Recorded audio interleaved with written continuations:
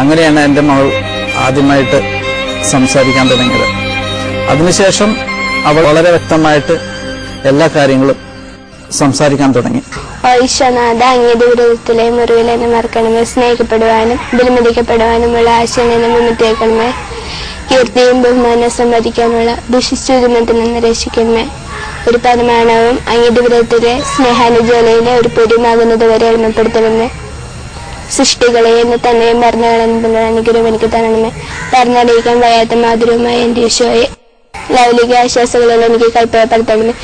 നീതിസൂനായ എൻ്റെ ഈശോയെ, നിന്റെ ദിവ്യകഥനാൽ എൻ്റെ ബോധത്തിൽ തെളിയിച്ച് ബുദ്ധിയെ പ്രകാശിപ്പിച്ച് എന്റെ നറുകളെ സ്നേഹത്തെ അറിയിച്ച് എന്നെ നിന്നോടിപ്പിക്കണമേ.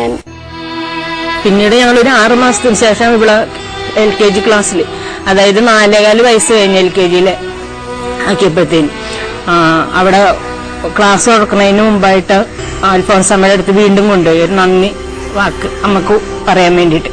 ആ മ്യൂസിയത്തിലെ സിസ്റ്റർ ചോദിക്കണ എന്തുകൊണ്ടിട്ടാണ് നിങ്ങളിങ്ങനെ വീണ്ടും വന്നതും ഇങ്ങനെ ഇതായിട്ടൊക്കെ വന്നതാണ്. അപ്പോഴാണ് ഈ വിവരത്തെ പറ്റി പറഞ്ഞപ്പോഴത്തേക്കും സിസ്റ്റർ അന്ന് അൽഫോൻസാമ്മയെ വിശുദ്ധയാക്കാനുള്ള നടപടികൾ ആരംഭിച്ചിരിക്കുന്ന സമയമായിരുന്നു. ഞങ്ങൾക്കറിയില്ലായിരുന്നു അതൊന്നും. അപ്പോൾ അവരിങ്ങനെ ഓരോ അത്ഭുതങ്ങളും അവിടെ വെളിപ്പെടുത്തണമെന്ന് വെച്ചിരിക്കുന്ന ഒരു സമയമായിരുന്നു അത്.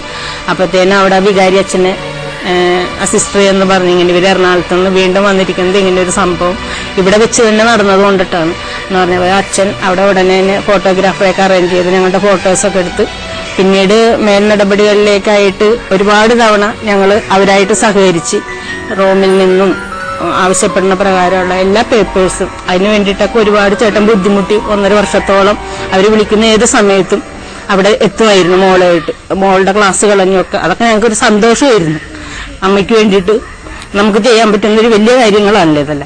അങ്ങനെ അൽഫോൻസാമ്മയെ വിശുദ്ധയാക്കും